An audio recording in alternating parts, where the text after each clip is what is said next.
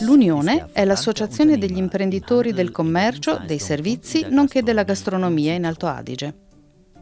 Rappresentare gli interessi dei suoi associati a diversi livelli fa parte dei principali compiti dell'Unione.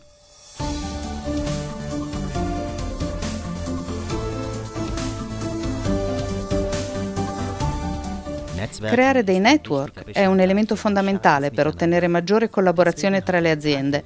Per questo motivo, la giornata dei prestatori di servizi è un evento di particolare valore. Oggi questa giornata è presentata da Barbara Jäger, presidente dei prestatori di servizi nell'Unione.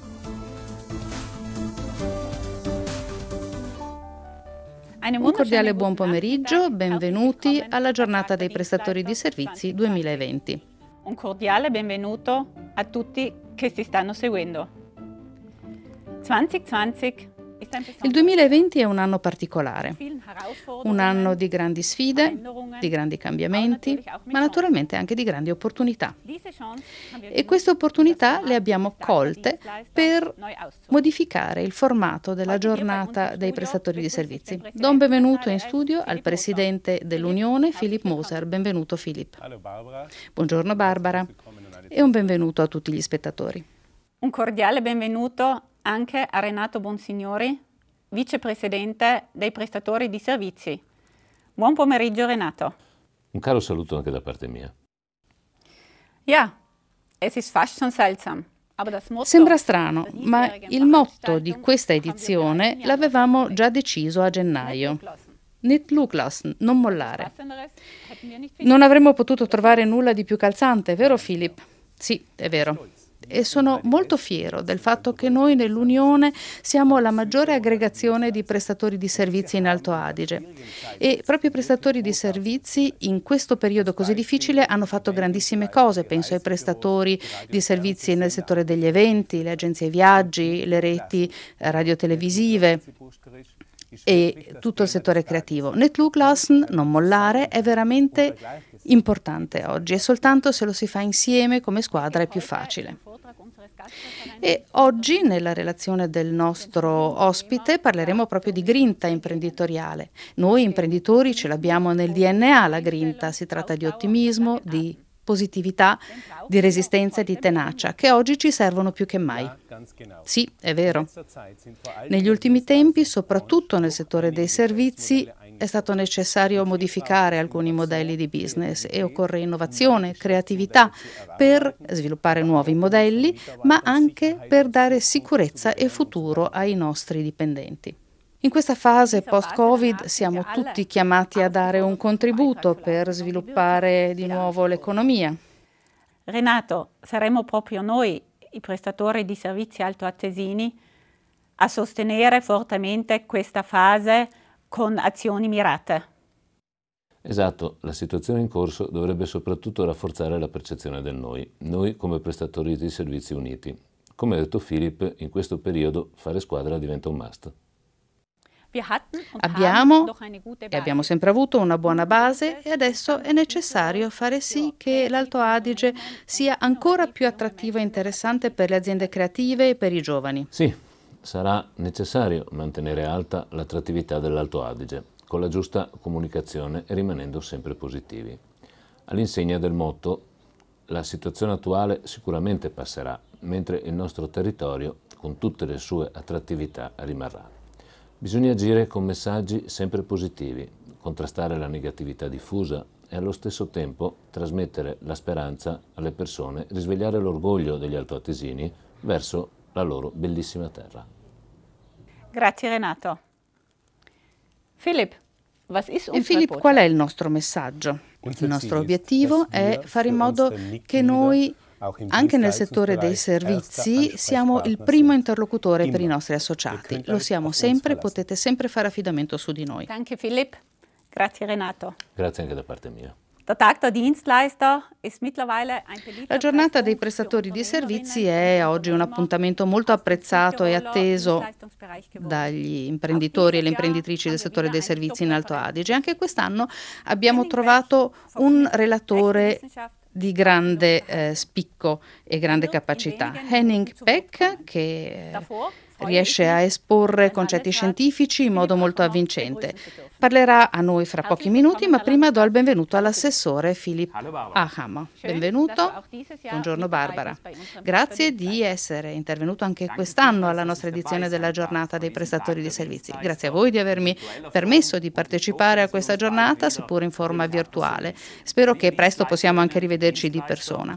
Cari prestatori e prestatrici di servizi, cara Barbara, caro Presidente Philipp, mi fa molto piacere essere presente per parlare di questo tema molto importante, non mollare quest'anno. Qualche giorno fa, e ve lo voglio raccontare, un'imprenditrice di una certa età mi ha spiegato cosa significa non mollare. Noi tutti ci chiediamo cosa succederà adesso, dopo questa crisi o anche durante questa crisi, a seconda di come la si vede. E un'imprenditrice piuttosto anziana del settore dei servizi mi ha spiegato un modo di vedere le cose. Mi ha detto: negli scorsi decenni abbiamo attraversato tante cose, questa è soltanto una di queste. E trovo che questo sia un buon approccio.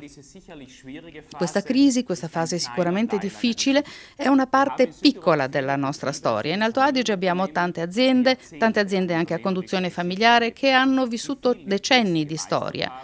Hanno superato molte crisi, talora anche più difficili forse di quella attuale. Certo, l'attuale situazione non è facile.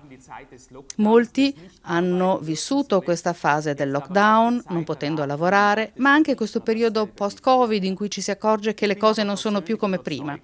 Io però sono convinto che l'economia altoatesina, con i punti di forza che abbiamo, può continuare a puntare sulla qualità, sull'autenticità, sulla vicinanza alla clientela, su quello che veramente siamo in grado di fare, su quello che facciamo con convinzione. Proprio in questo modo possiamo lavorare per gestire e superare questa crisi.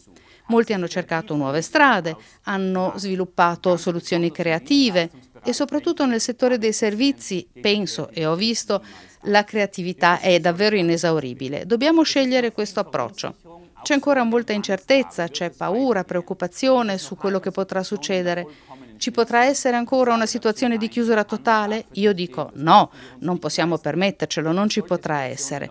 E queste situazioni, se si ripetessero, cosa produrrebbero per me e per la mia azienda?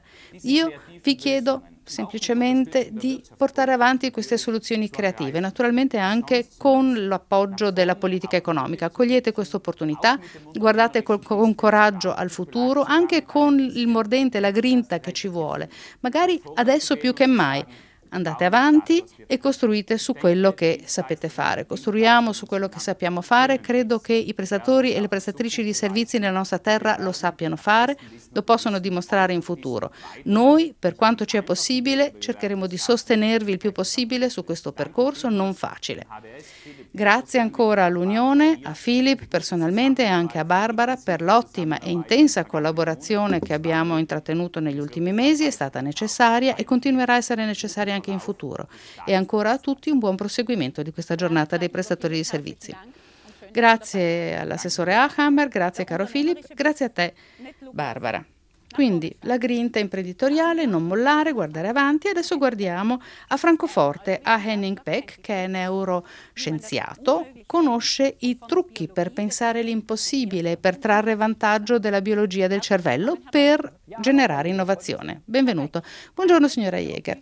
Signor Beck, uno dei suoi libri parla dell'utilità del cervello e delle sue debolezze che possiamo trasformare in punti di forza, e questo potrebbe essere effettivamente molto vicino anche al nostro motto, non mollare. Sì, in realtà è questo, si tratta di pensare in modo imprenditoriale, sperimentare qualche cosa, può esserci qualche errore ogni tanto, ma l'importante è non mollare, continuare a insistere, fare il passo successivo. Questo è quello che distingue l'imprenditorialità. Bene, allora a questo punto diamo la parola a Henning Beck. Grazie ancora di permettermi di partecipare a questo evento virtuale con la mia presentazione. Mi chiamo Henning Beck, sono biochimico e neuroscienziato, normalmente quello che si definisce un ricercatore del cervello. Ho lavorato a Tubinga, a Ulm, poi sono stato un anno a Berkeley, in California, e lì abbiamo cercato di capire che cosa si può imparare da un cervello per arrivare a delle idee ancora migliori. Adesso lavoro a Francoforte e continuo a occuparmi di questo. Mi chiedo che cos'è un'idea, come nasce un'idea un'idea, un pensiero nella nostra testa? Come cambiamo il mondo?